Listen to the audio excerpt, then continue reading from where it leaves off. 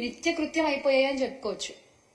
ఒక మహిళ హోంమంత్రిగా ఉన్న ఈ రాష్ట్రంలో ఏ వైపు నుంచి మహిళలపై దాడులు జరుగుతాయో తెలియని పరిస్థితి. వీధికొకళ్ళు అసలు పేట్రేగిపోతున్నారంటే.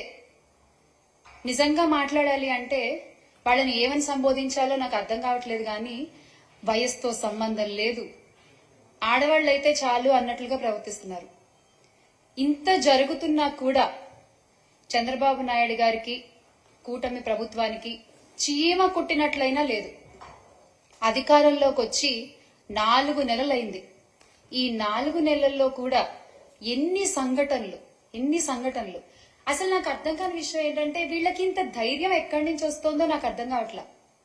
అంటే పైన ఉన్నది మనవాళ్లే, ఏం జరిగినా చూసుకుంటారు అనేటువంటి ఒక ధైర్యమా, మనన్నేవాడు అడుగుతాడ్రే అనేటువంటి ఒక ధీమానా ఏంటి అసలు?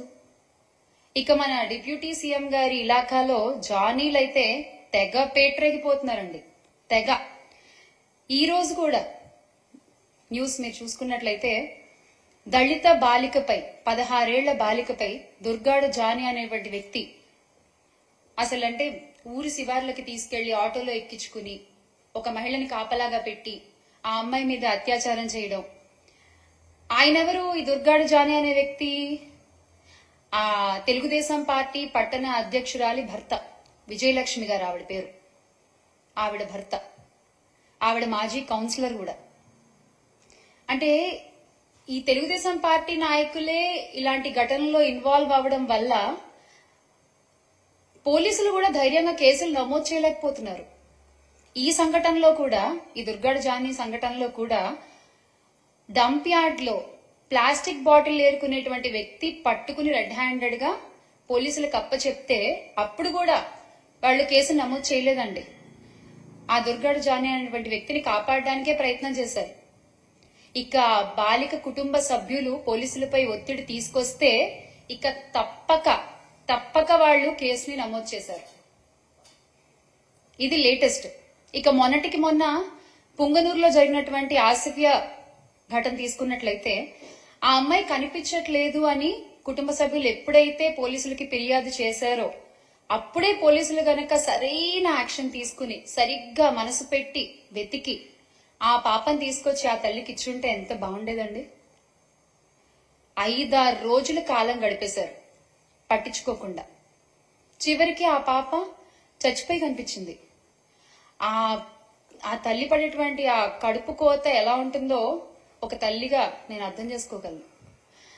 అంటే ఏం లేదు, చిన్న బాధ, ముందే ఒక్క అడుగు ముందే ఉంటే పోయిందేంటి, ఏముంది, ఒక తల్లి కూతురు కలిసేవాళ్లు కదా అనేటువంటి ఒక బాధ, అంతే, అంతకంటే ఏం లేదు.